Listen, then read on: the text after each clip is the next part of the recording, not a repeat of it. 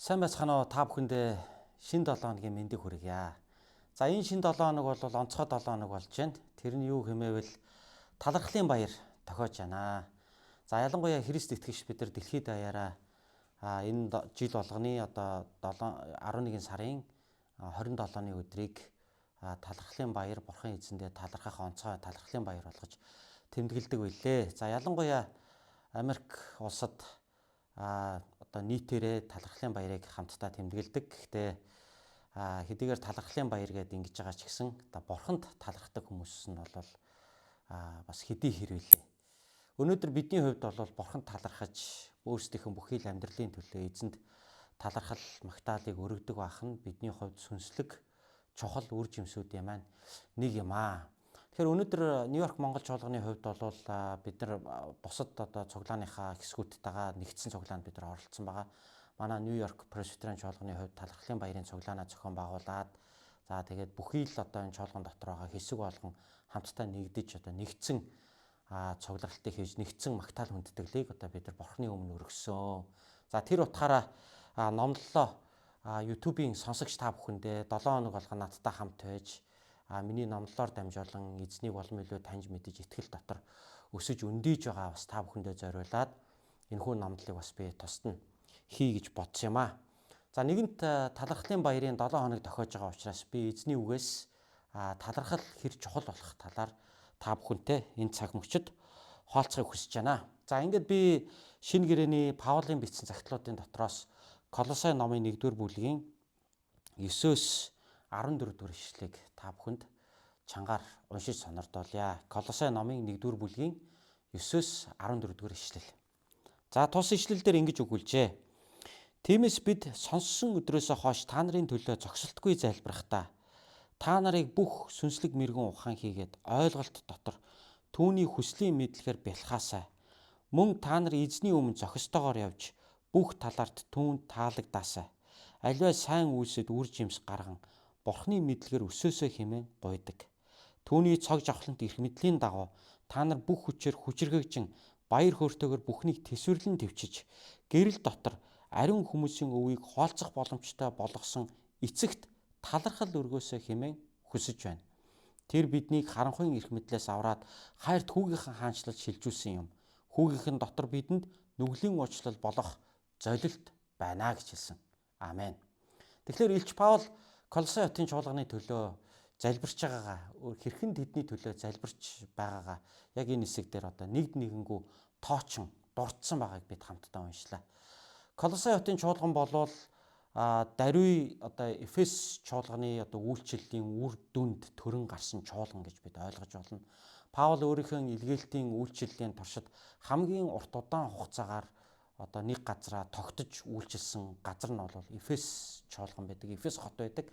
Эфес хотод Паул үндсэндээ 2 жил гаруй бараг л 3 жил шахам тогтож үйлчлэхдээ өдөр бүр хүмүүсийг одоо турааны сургууль дээр одоо хүмүүсийг бэлтгэж эзний дагалдагч болгон эзний үгэнд одоо суралцах хүсэлтэй хүмүүсийг эзний үг дотор өдөр болгон тэднийг сургаж ирсэн байдаг. За иймэрхүү маягаар 2 жил одоо хагас явхад Эфес хот даяараа Христ итгэгч нар маш их олноороо төрөн гарч Эфес хотын чуулган хүчрхэгжиж олон хүмүүс Христэд итгэж Христийн дагалдагчид болж хиймэл шүтэнүүдээс одоо ингэж салсан байдаг. За энэ одоо гайхалтай сэргэлтийн үр дүнд хажуу зэргэлдэг хотуудад нь сайн мэдээ тараагдаж тэр газруудад чуулганууд бий болсны нэг нь энэ Колосай хотын чуулган байна. Илч Паул өөрөө Колосай хотод бол очиж байгаагүй. Илч Паул Колосай хотод очиж өөрөө сайн мэдээ тарааж энэ чуулганыг бол эхлүүлээгүй. Харин Эфес хотын одоо чуулганд Паулаас суралцж исэн түүний одоо дагалдагчдын дундаас одоо нэлээдгүй хүмүүс Колосай хотод очиж сайн мэдээ тарааснаар Колосай хотын чуулган бол үүсгэн байгуулагдсан гэж ер нь бол эрдэмтэн судлаачид бол үздэг байгаа.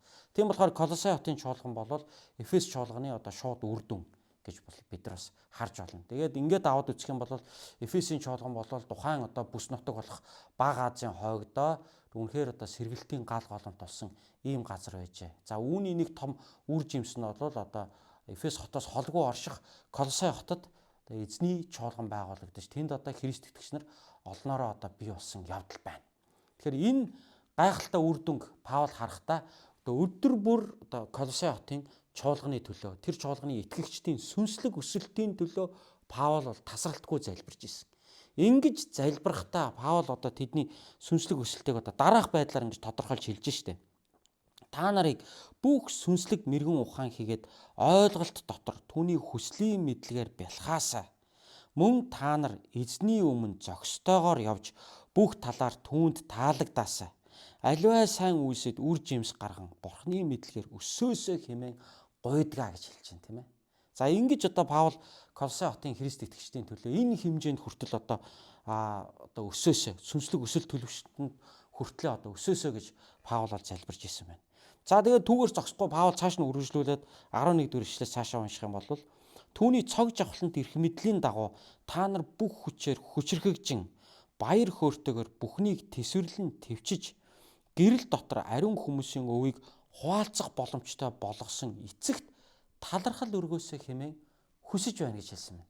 За тэгэхээр Паулын одоо зуусан залбирлын бас нэг одоо чухал зуусан залбиралдаа Колосайчуудын төлөө залбирахдаа одоо дурдж нэг чухал зүйл бол Колосей хотын Христ итгэгч нар бол сүнсээр хүчрхэгжин өссөөд аливаа зовлон бэрхшээлийн дотор ч гэсэн түүнийг ингээд баяртайгаар даван туулдаг, тэсн твчдэг болоод зогсохгүй бүх ариун хүмүүсийн хамт тэр гэрэл дотор одоо Бурхны бидэнд өгсөн тэр өвийг хуваалцах боломжтой болгосон эцэгт та нар талархал өргөөсэй гэж хүсэж байна гэж хэлж байгаа. Тэгэхээр энэ олон одоо сүнслэг өсөлтүүдийн эцэст нь Паул юу гэж хэлж байгаа юм гэхээр биднийг аварсан гэрэл дотор биднэрт тэр сүнслэг өвийг сойрсон энэ гэрэл гэдэг нь ямар гэрлийг хэлж байгааг бол Бурхны амийн гэрлийг хэлж байгаа шүү дээ. Авралын гэрлийг хэлж байгаа шүү дээ. Үнний гэрлийг хэлж байгаа шүү дээ. Есүс Христэд итгэлээр дамжуулан ирдэг түүний аврал, өршөөл, найдварын тэр гэрлийг хэлж байгаа шүү дээ, тийм ээ. Тэгэхээр Христэд итгэлээр дамжуулан Бурхан бидэнд яаж ин Тэнгэрлэг өөрийнхөө одоо мөнх амийн өвийг одоо бидэрт өгсөн байна шүү дээ. Энэ үүнийг одоо бидэрт боломжтой болгож өгсөн Бурхан эцэгт та нар талархал өргөөсэй хэмээн би хүсэж байна гэж хэлсэн байна шүү дээ. Тэгэхээр сүнслэг өсөлтүүдийн хамгийн сүүлд Паул юу хэлж байгаа нэхлээр Бурханд та нар талархдаг байгаасай хэмээн би та нарын төлөө, та нарын тухай сонссон өдрөөсөө хойш тасралтгүйгээр та нарын төлөө зоошлон залбирч байна. Ингэж залбирахдаа тийм ээ тэднийг бол одоо яаж ин үнэн мэдлэг дотор өсөөсэй. Бурхны одоо өмнө тааламжтай зохистойгоор яваасай. Тийм ээ түүнд таалагдсан аливаа үр жимсүүдийг гаргасан хүмүүс болоосай. Сүнсээр хүчрхэгжиж одоо хүчрхэг хүмүүс болоосай. Дээр нь одоо баяр хөөртэй. Тэгээд аливаа одоо зовлон бэрхшээлийн дунд одоо баяр хөөртэйгээр тийм ээ тэсвэрлэн твчиж гарч чаддаг болоосай. Тэгээд түүгээр зогсохгүй Бурхан эцэгтэй талархдаг хүмүүс байгаасай хэмээн Илч Паул Колосайчуудын төлөө зуусан залбирч байна. Залбирч байсан байна. Тэгвэл энэ өнөөдөр та бит хоёрт хандсан Бурхны хүсэл биш гэж юу? Өнөөдөр та бит хоёр эзэн Есүс Христэд итгэсэн энэ итгэл дээр улам илүү түүний үгийн хүчээр, түүний ариун сүнсний хүчээр батчин бэхжиж, эзний үг дотор өссөн, сургагдаж Бурхны хүсэл юу болохыг, Есүс Христийн хүсэл юу болохыг таньж мэдээд тэр хүслийн дагуу түүнд таалагдсан амьдралаар амьдрдаг болоод зогсохгүй баяр хөөртэй хүмүүс болж амьдралд гэхдээ яг бас зовлон бэрхшээл тэсэх твчих хэрэгтэй үе ирнэ штэ амьдралд. Тэрийг бас Паул үүнд орхигдуулаагүй байгаа байхгүй юу? Хүний амьдрал гэдэг чинь одоо хэцүү зовлонтой үе ч гэсэн бас байгаа гэдгийг хэлж штэ. Тэгэхээр тийм үед ч гэсэн одоо баяр хөөртэйгээр тэсвэрлэн твчээд Бурханд талархдаг хүмүүс байгаасаа гэж хэлж байна тийм ээ. Тэр Бурхан маань одоо тэр Тэнгэрлэг өвийг одоо бидэрт өгсөн байна. Энэ бол одоо мөнх авралыг хэлж байгаа штэ. Тийм учраас үүнд одоо талархдаг хүмүүс болоосаа гэж би өдөр бүр та нарын төлөө залбирч байна гэж эзний үгэнд одоо хэлсэн байна. Тэгэхээр энэ бол бидний сүнслэг өсөлтийн төвшинг бол аюу одоо тодорхой ингэж одоо тоочин тодорхойлж хэлж байгаа хэсэг гэж бид нар бол ойлгож байна. Та сүнслэг ямар төвшөнд хүртлээ өсөх ёстой вэ? Эзнийг одоо мэдэх мэдлэг дотор өсөх ёстой. Тийм ээ? Түүнд таалагдсан амьдралаар амьдрдаг болж өсөх ёстой. Тийм ээ? Баяр хөөртэй хүн болж тийм бүхий л одоо зовлон дотроо тэсвэр твчээртэйгээр баяр хөөртэйгээр бүхнийг тэсвэрлэн твчиж гэж хэлж штэ. Тэгээд түүгээрч барахгүй яаж вэ? Биднэрт одоо энэ ариун хүмүүсийн хамт буюу бусад одоо Христ итгэгч Бурханаар ариусгагдсан энэ ариун хүмүүс бид нар бүгдээрэнд нь тэр Тэнгэрлэг одоо ивэл ерөөлийг өгсөн энэ Бурхандаа талархдаг болоосаа гэж ингэж хэлж байна. Тэгэхээр Эзэн Есүс Христийн нэрээр Бурхан эцэгтэй талархдаг амьдрал гэдэг бол сүнслэг өсөлтийн хэр өндөр түвшинд гарсан хүн бэ гэдгийг харуулж байгаамаа. Өнөөдөр таны амьдралд баяртай, жаргалтай, гунигтай, зовлонтой өдрүүд ээлжлэн явдгаа, ирдгээ. Магадгүй та яг амьдралын хүнд хэцүү тийм цаг үе дээрээ ч явж яж магадгүй. Яг л та өнөөдрийн энэ үгэнд хэлсэн шиг те эзэн дотор итгэсэн итгэлээр баяр хөөртэйгээр бүхнийг тэсвэрлэн твчиж давн тоолж байгаа ийм үе дээрээ ч та бас явж яж магадгүй юм. Тэгвэл юу гэж вэ? Бидэнд тэр өвийг, тэнгэрлэг өвийг хуваалцах боломжтой болгосон эцэгтэй та талархаарай гэж энэ дэр хэлж байна, тийм ээ. Тэгэхээр сүнслэг өсөлтийн үнэхэрийн нэг юм дээд түвшин бол Бурханд талархдаг амьдрал юм аа. Юу ч болж исэн бидний амьдралд ямар ч амьдралын нөхцөл байдлын дундуур бид туулаад гарсан бай. Бүхний төлөө Бурхан эцэгтэй эзэн Есүс Христийн нэрээр талархаж чадж байна гэдэг чинь бол таны өндөр сүнслэг өсөлт хэр зэрэг өндөр түвшинд байгааг харуулж байгаамаа. Тэгэхээр талархдаг хүн гэдэг бол итгэлийн өндөр түвшинд гарсан хүнийг хэлж байгаа. Ямар ч нөхцөлд талархах зүйлийг олж хараад түүнийхээ төлөө талархаад өөрийнхөө энэ амьдралдаа хүлээж авах зүйлээ талархалтайгаар хүлээж аваад түүнийг итгэлээрээ туулан гарч байгаа нэгэн бол таавал жинхэнэ Бурханы хүн байна. Таавал жинхэнэ сүнсээр хүчрхэгдсэн хүн байна. Таавал жинхэнэ үнний мэдлэг дотор өссөн хүн байна. Таавал үнэхээр баяр хөөртэй байхын нууцад та сургагдсан нэгэн байна гэж хэлж болохоор байгаа. Тэгэхээр бид нар хамтдаа Колосай номын 1-р бүлгээс энэ талархлын тухай Паулын залбирлаас олж уншиж шít. Тэгэхээр ганцхан энэ 1-р бүлэг дээр хэлж зогсохгүй мөн ялгаагүй 2-р бүлэг дээр ч гэсэн Паул Колосайчуудыг талархдаг байгаасаа гэж энэ санаагаа дахин давтаж хэлсэн байдаг. За би 2-р бүлгийн 6-7-р ишлэгийг та нартаас нэмэлтээр уншиж өгөхийг хүсэж байна. Тиймээс та нар эзэн Христ Есүсийг хүлээн авсан шигэ түүн дотроо алхаж заалгасан ёсороо түүнд үндэслэгдэн байгуулагдаж итгэлээр батчин улмаар талархлаар бялхах тун гэж хэлсэн байна. Сая би Колосай 2-ын 6-7-ыг уншлаа л да. Тэгэхээр хэлж дээ тийм ээ. Есүс Христийг хүлээж авч итгэсэн штэ. Яг ингэж итгэсэн шигэ эзэн Есүс Христэд итгэсэн энэ итгэл дотроо алхаад тэгээд ингээд алхаа явж байхдаа заалгасан байгаа штэ. Цуглаан дээр та юу гэдгийг Библийн сургуулаар эсвэл Библи судлаар ч юм уу бүтэн сайнны номлолуудаар ч юм уу заалгасан шигэ түүн дотор алхаж Есүс Христийн дотор алхаж тийм үү эзэн Есүс Христтэй хамт түүний хүслийн дагуу өмнө нь заалгаж ирсэн шигэ алхаад тэгээ яаж ийн түүнд үндэслэгдэн Есүс Христийг дээр үндэслэгдэн амьдралынхаа суурийг Есүс Христ болгоод тэгээд түүн дээрээ байгуулагдаад итгэлээр бат болоод тэгээд цааш нь үргэлжлүүлээд юу гэж яана гэхээр талархлаар бялхах тун гэж байгаа байхгүй. Тэгэхээр төгсгөлд нь талархлаар бялхах тун гэж хэлсэн. Түрүү 1-р бүлгийн Паулын 100 залбирал дээрээс харах юм бол сүнслэг өсөлтүүдийн тухай яриа төгсгөлд нь Бурханд талархах тун гэж хэлсэн байна. Тэгэхээр Бурхан талархдаг байна гэдэг чинь үнэхээр бидний сүнслэг өсөлтийн бол дээд хэмжээ юм байна. Ямар ч үед байгаа зүйлийнхаа төлөө Бурхан талархаж чаддаг байх. Хийж байгаа ажлынхаа төлөө, гэр бүлийнхаа төлөө, үр хүүхдийнхаа төлөө, анд найзынхаа төлөө, хайртай хүнийхээ төлөө, халамжит ханыхаа төлөө, тийм ээ, надад өгөгдсөн ажил бизнесийнхаа төлөө, хамтрагчдынхаа төлөө, амьдарж байгаа газар орон нутгийнхаа төлөө Бурханд бүхний төлөө талархна гэдэг бол энэ бол Бурханы хүсэл мөн. Талархал гэдэг бол Бурханы хүсэл мөн. Талархал гэдэг бол итгэл юм. Талархал гэдэг бол таны итгэлийн өсөлтийн хэм хэмжээг харуулж байгаа зүйл юм. Талархлыг зөвхөн жаргаж байгаа хүмүүс хийдэг юм байна. Талархлыг эзэнд итгэдэг хүмүүс хийдэг юм байна. Талархлыг зөвхөн сайн яваа хүмүүс хийдэг юм байна. Талархлыг бүгдийг эзэн дотор өсөж өндийж, эзний мэдлэг дотор өсөж өндийж, хүчрхэгжиж, итгэлээр барьж байгуулагдж байгаа хүн бол сая талархдаг юм байна. Тийм болохоор та хэр зэрэг талархах гэж байна. Та өөрийнхөө амьдралд өгөгдсөн нөхцөл байдалтай та хэр зэрэг талархдаг байна. Та гомдоллож, гоншхонж, өөртөө байгаа бүхнийг сөрөг нүдээр харж, болохгүй өнцгөөс нь харж, бусдтай харьцуулж, гомдлож явна уу? Эсвэл байгаа зүйлийнхаа төлөө Бурхандаа талархаж чадж байна уу? Хэрвээ та талархаад энэ амьдралдаа талархалтайгаар амьдарч байгаа бол эзэн танд өшөө илүү агуу гайхалтай зүйлсүүдийг хийж өгдөг юм аа. Өнөөдөр манай цуглаан дээр залуухан пастор гаднаас өргөдөж ирж номлолоо. Манай цуглаан гэдэг нь энэ Нью-Йорк Presbyterian чуулганыг би хэлж байна л да. Тэгээд энэ жолгон одоо талархлынхаа баяраар нэгдсэн цуглаан хийлээгээд би түрүү номлогынхаа ихэн та бүхэнд хэлсэн шүү дээ. Тэгээд уу Сэнжүн гэдэг одоо пастор ирж номлож байна. Тэгээд 2 хүүтэй хүн гинэ. Уул нь бол 3 хүүхэдтэй байхаар байсан юм байна. Тэгээ 2 дахь хүүхэд нь одоо гидсэндээ байх үедээ золбож одоо эдний гэр бүлд бол одоо хүнд хэцүү үйл явдал бол тохиолдож ирсэн юм байна. За ингээд одоо дараагийн хүүхдээ одоо олтлоо. Тэгээ хүүхэдгүү одоо зөвхөн 1 хүүхэдтэй тийм ээ. 2 дахь хүүхэд нь бүтээгүй байна шүү дээ. За ингээд 3 дахь хүүхдээ гарах хүртлээ бол одоо бас он жилүүдийг бол тоолж өнгөрөөсөн. Тэгээ яг энэ хүнд хэцүү үед бол бурханд маш их талархаж ирсэн. Тэгээ энэ талархлынхын үр дүнд одоо бурхан дараагийнх нь хүүхдийг энэ гэр бүлд өгсөн. Тэгээд 2 одоо дараагийн 3 дахь хүүхэд нь тийм ээ. Одоо золбсонтойгоо ярил 3 дахь хүүхэд нь хана шүү дээ. Яг одоо бүтээ төрснөөр нь ярил 2 дахь хүүхэд нь гэсэн үг тийм ээ.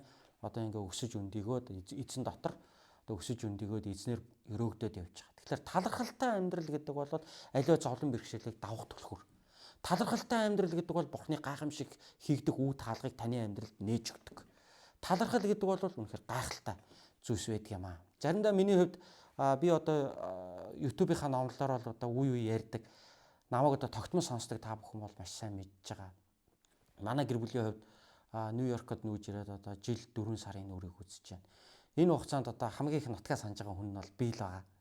Тэгээ заримдаа үнэхээр нутгаа санаад заримдаа үнэхээр одоо энэ хүний нутаг одоо хичнээн нэг талаар сайхан ч гэсэн нөгөө талаар яг урт удаан хугацаагаар амьдрахад одоо ямар их одоо нутгаа санддаг юм бэ гэдэг гадаад байдаг хүмүүсийн зовлонг бол нэг талаар одоо амсч мэдэрч байна. Тэгвэл үүнийгээ даван гарч байгаа нэг чухал зүйл байдаг. Тэр нь юу вэ гэхээр энэ хотын төлөө талархах. Миний эргэн тойронд өгөгдсөн сайн муу бүхий л таалагддаггүй бүхий л хүмүүсийн төлөө бурхан талархан тэднийг өрөөн залбирах. Өөрт өгөгдсөн үйлчлэл, өөрт өгөгдсөн энэ ивэл өрөөл бүхний төлөө талархах.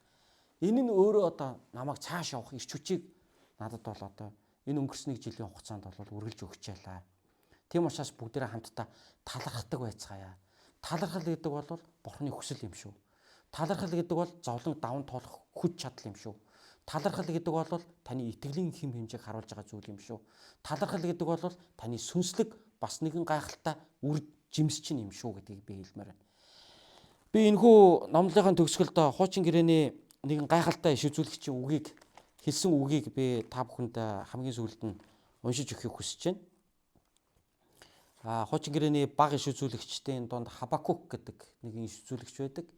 Тэгээ энэ иш үзүүлэгчийн үед бол одоо Юдагийн хаант тус бол хамгийн одоо хүнд хэцүү үедээ явж исэн байгаа. Хаанчлалынхаа хувьд өмнөд хаанчлал одоо Израиль улс бол 2 хуваагдсаныг та нар мэдж байгаа. Хойд хаанчлал, өмнөд хаанчлал гэж бол одоо Библи судлаач нар бол нэрлэдэг. За өмнөд хаанчлалыг нь бол Юда улс, хойд хаанчлалыг нь бол Израиль гэж нэрлэдэг байсан.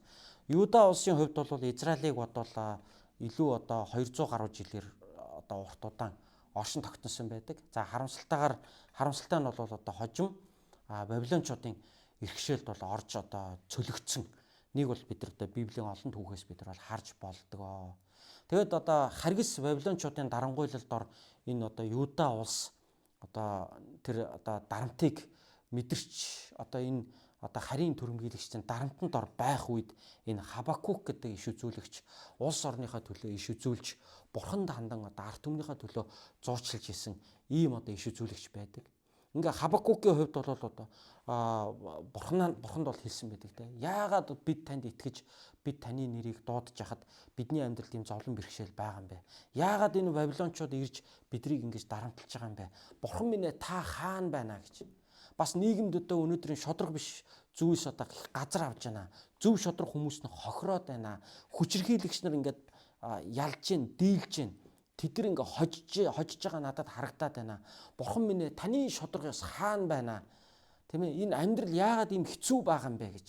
Бид танд итгэж байгаа штэ. Эзэн минь та харж гэнэ үү гэж ингэж одоо Хабакук одоо бурхнаас гуйж асуусан байдаг.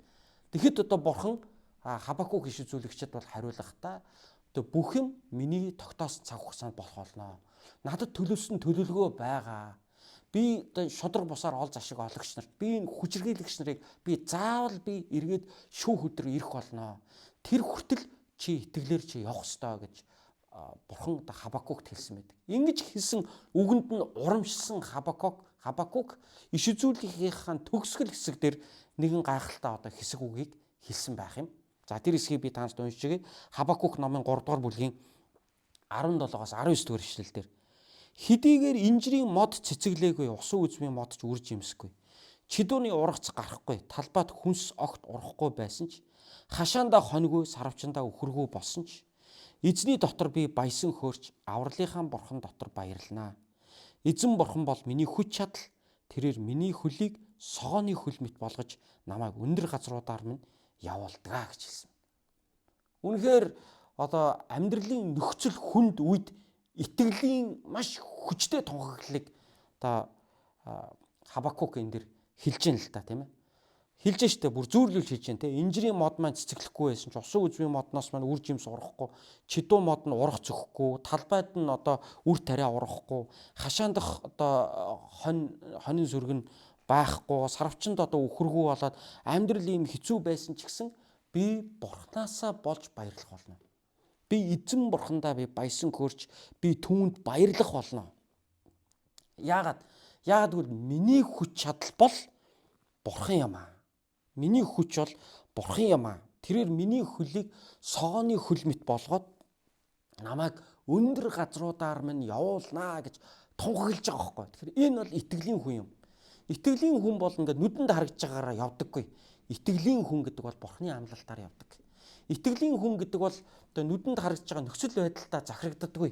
Итгэлийн хүн гэдэг бол одоо эзэнд түшгэлдэг, эзэнд найддаг, эзний амлалтанд итгэдэг, эзэнд талархдаг, эзэн дотор баярладаг нэгэн бол итгэлийн хүн юм аа. Өнөөдөр магадгүй таны амьдралд хүсэжсэн үр жимс чинь хараахан гараагүй байж болно. Аливаа бизнес, амьдрал, тийм ээ, аливаа зүтгэсэн зүтгэлий чинь одоо үр дүн таны хүснээр хараахан гараагүй байж болно. Тэгвэл эзэнд баярлаарай. Эзэн дотор баярлж сурцгаая. Энэ бол итгэлийн одоо хүний гайхалтай төвшин юм аа. Ингэж эзэн дотор баярлаж талархлаар бэлхэж байгаа нэг бурхан бүр илүү ихээр ивэдэг юм аа. Тийм болохоор эхлээд эзэн биднэрт өгөөд баяртай болсныхан дараа баяр хөөрийн дууг биднээс сонсох биш. Ямар ч үед итгэлээр өөрт нь баярлаж талархж байгаа нэгнийг харахтаа тэр нөхцөл байдал донд нь эзэн өөрийнхөө мотрыг сунган гайхамшигтай амьдралд нь хийж өгдөг шүү дээ. Энэ ивэл өнөөдөр таны амьдралд байх болтугай. Бид нар улс орныхаа амьдралыг тоочин ярих юм бол хэцүү зүйлсүүд бидний эргэн тойронд зөндөөл байна. Америкт ирлээгээд хэцүү амьдрал гэж бас байдаггүй юм байна гэдгийг бас харж байна. Энэ газар ч гэсэн маш олон шийдэгдэх ёстой асуудлууд байж байна. Энэ газар ч гэсэн хүмүүс өнөөдөр ууртай, хилэнтэй, амьдралдаа одоо бүр гутарчихсан, сэтгэлийн дарамтанд орчихсан, маш их стресстэй, ямар ч аз жаргалгүй амьдарч байгаа хүмүүс маш их олон байна. Тэгээ энэ газар ингээд бүх л асуудлууд шийдэгдсэн сайхан байд юм уу гэтэл Монголоос ч дор юмнууд энд өнөөдөр маш олон байдгийг бас би харж байна. Тэгэхээр бид Бурхны дуудагдсан газарт байх ёстой юм байна. Бид Бурхны яв гэсэн замаар л явах ёстой юм байна. Бид Бурхандаа ямар ч үедээ талархаж чаддаг байх ёстой юм байна. Энэ л бидний амьдралыг төгс төгөлдөр хамгийн аз жаргалтай болгодог юм байна. Эзэн та бүгдийг ивэх болтугай. Бурхан эцгийн дотор талархлаар бэлхах тун. Бүгдээрээ хамтын цаг мөчид эзэндээ талархан залбиран гуйцгаая. Халелуя, Тэнгэрлэг Бурхан аав минь, тандаа баярлалаа. Бидний амьдралд юу ч болж исэн бид үргэлж тандаа талархах болно. Учир нь та биднийг Тэнгэрлэг өвийг ариун хүмүүсийн хамт хуваалцах зохистой болгож бидний төлөө та өөрийнхөө амийг зольж бидэнд Тэнгэрлэг ивэл ёроолыг өгсөн билээ. Тиймээс бид үнэхээр Илч Паул Колосайчуудын төлөө залбирж ирсэнчлэн итгэл дотроо баталгаажин байгуулагдаж Есүс Христ тань дээр бид суйрлагдсан, сүндэрлэгдэн байгуулагдаж таны үнний мэдлэг дотор хүчрхэгжин танд тааламжтайгаар бид явахыг хүсэж байна. Үүний нэг тод жишээ бол талархлын амьдрал юм а гэдгийг өнөөдөр та бидэнд зааж өгсөнд баярлалаа. Эрт дээр үед хуучин гэрээний үед ч танд итгэн найдаж таны үгийг номож тунхаглаж исэн иш үзүүлэгч нарт тань хүртэл амьдралын ямар ч үед бас тэд таны дотор баярлан хөөрж бас талархаж чаддаг байжээ. Тэгвэл бид өнөөдөр талархлаар бэлхаж, итгэл найдвараар хувцслан, баяр хөөрөөр жигүүрлэн Бурхан Аава танд талархлыг өргөж амьдрахад минь та бидэнд туслаач. Өнөөдөр энэ номлыг сонсож байгаа хүн бүрийн амьдралд гайхалтай талархууштай өрөөлүүдийг өгсөнд баярлалаа. Таны өгсөн өрөөлүүдийг бид тоолох болно. Таны өгсөн өрөөлүүдэд бидний сэтгэл цадах болно. Таны өгсөн ивэлүүдэд бид баясан хөөрөх болно. Бид өвчтөй байхдаач, бид урамгүй босон ч харин та сайн гэдгийг бид үргэлж санах болно. Учир нь та миний төлөө золилтыг хийсэн билээ. Тийм учраас бүх алдар нь танд бах болтугай. Эзэн Есүс Христийн нэрээр Бурхан эцэгтэй талархан залбирлаа. Аамен.